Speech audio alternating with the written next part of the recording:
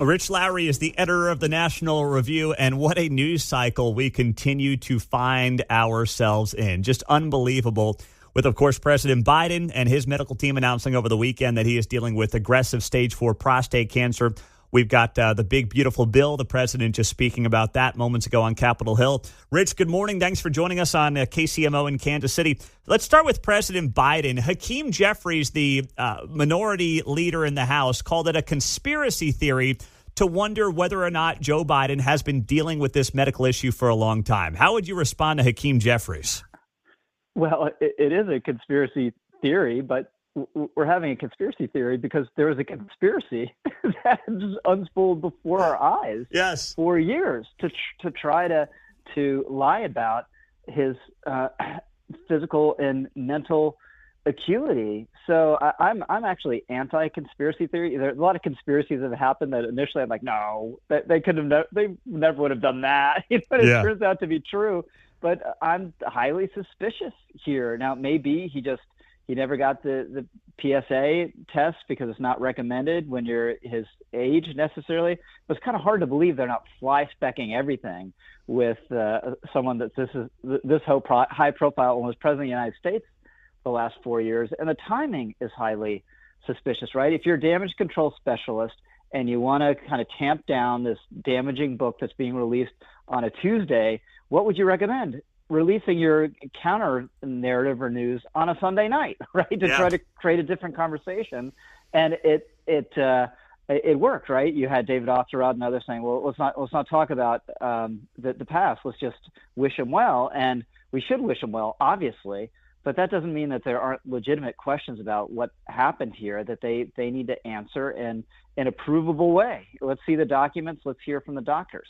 Well, they don't get the benefit of the doubt, obviously, because of how they handled his time during 4 years in office. What about the media reaction to all of this, whether it's the Jake Tapper book that drops today or it's this new news about Biden with prostate cancer?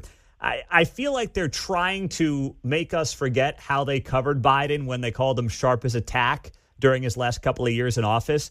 Is this the final nail in the coffin of media credibility, or can they actually try to salvage this thing?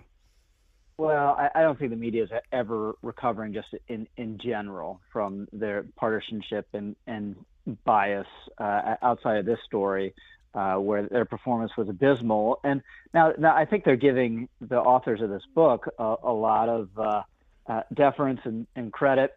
I'm not sure Jake Tapper deserves that. Alex Thompson from Axios did report on Biden's decline at the time. He was one of the few reporters. What they're kind of trying to do is put it all on the White House and the Democrats. Now, obviously, they were at the center of it, but the media was complicit. CNN was complicit. They repeated all this nonsense, right? They had Dana Bash was on after the Biden freeze-up of that Hollywood fundraiser saying, oh, this is just distorted video. We need to focus on Trump's acuity.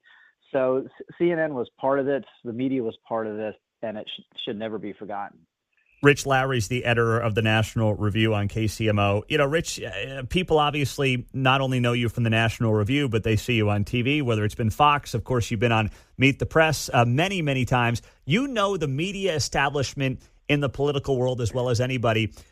When and how did the credibility dam really break for these people?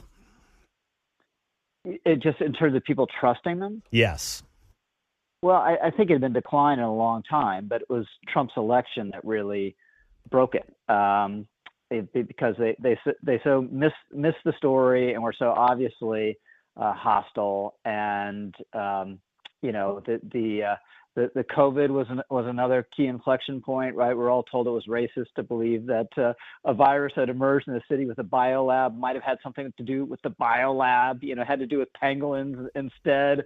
So that was a big moment, and then this Biden thing is as well. Yeah. But was there any, and is there any self-reflection? I mean, knowing these people, sitting on these panels with them, do they have any idea and any want to understand President Trump and his voter bloc, or do they just not care? Well, they have on and off, right? Right after he won in 2016, there was a spate of stories about working class America, J.D. Vance's book, for about 3 months or so, and then they kind of snapped back. But the thing is, they exist in just a vast bubble, and they're all the same people, Democratic operatives and mainstream media types. They're all the same people. They went to the same schools. They know one another. They like one another. They respect one another. They go to the same kids' soccer games, at the same parties. So even the best, most well-meaning and folks who want to be fair, they just feel that gravitational pull, and they don't know what they don't know, right? So you have ones that are actively malicious, and then you have ones that just they're part of that bubble and can't see outside of it. All right, Rich, what about what's going on? President Trump speaking here a few minutes ago, trying to get, as he dubs it, the big, beautiful bill across the finish line. But there's consternation on, it seems like, both ends of the Republican Party. Moderate Republicans in blue states want the state and local tax deduction to be increased. Red state Republicans don't. And red state Republicans, a lot of them are like, we're not cutting enough spending here. We've got one chance to do this. So where do you think all this leads to? I think it leads at passing, not in the best form. It's not going to be a clean bill. It's not going to be as good as the bill was in 2017. And I think there are kind of two approaches Trump could take. One would be just to lay down the law and say what he wants specifically on everything. The other would be just to say, guys, work it out and I'll sign it. And I think that's probably the better approach, and that's been more of his approach. But I'm not paying super close attention to this one, just because I know how it's going to end. It's going to end much. It's going to take much longer than everyone thinks. It's going to seem like it's going to die a couple more times, and then it's going to be on the floor for a vote on final passage at 2 a.m.